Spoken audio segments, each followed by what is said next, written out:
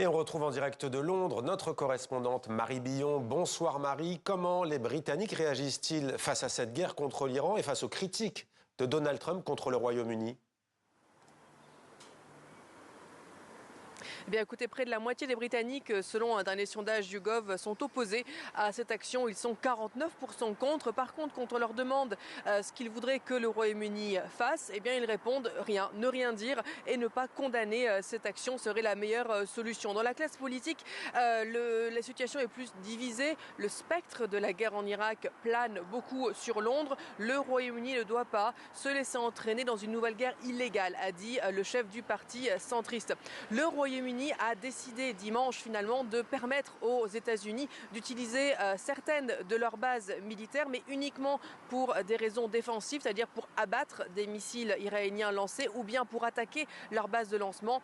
Et Keir Starmer a aussi déployé un navire de guerre et des hélicoptères anti-drones, notamment à Chypre. Il a cependant dit que nous ne rejoindrons pas l'offensive actuelle, mais par contre que la pluie de missiles venant d'Iran fait qu'il faut que nous protégions nos ressortissants et participions à la défense collective de nos alliés. Ça n'est pas encore assez, selon l'opposition de droite qui estime que Keir Starmer vise les flèches et non pas l'archer. Et évidemment, vous l'avez dit, Donald Trump est très critique de la position de Keir Starmer. Il la trouve choquante, il s'est dit très déçu. Nous n'avons pas affaire à Winston Churchill.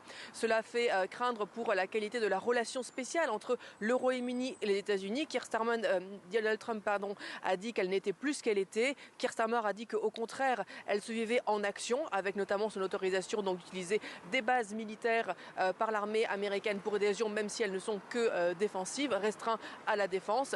Et puis Keir Starmer a dit aussi cet après-midi qu'il ne s'attachait pas trop aux derniers mots en date du président américain.